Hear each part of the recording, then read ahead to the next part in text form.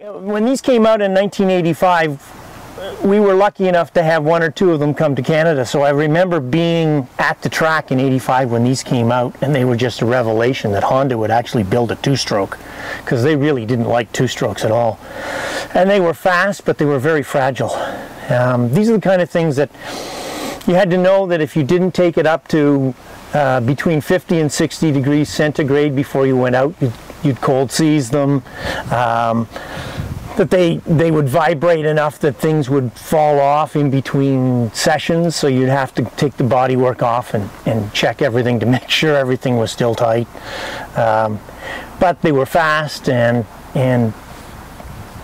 anybody who had one loved riding them.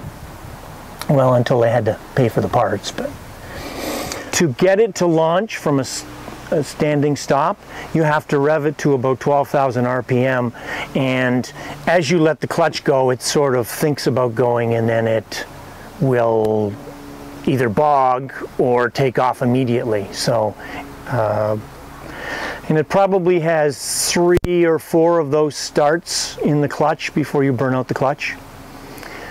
So you can imagine what would happen if you tried to ride it in traffic.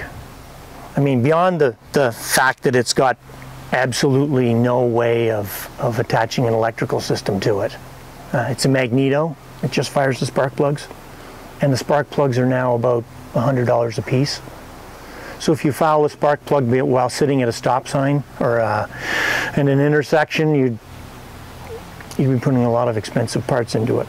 The other bike that I have, the 86 version with modern tires on it, was doing over 100 mile an hour on the back straightaway at Shannonville at the last VRA weekend. So, and that's not a really long straightaway. It's only a quarter of a mile or so.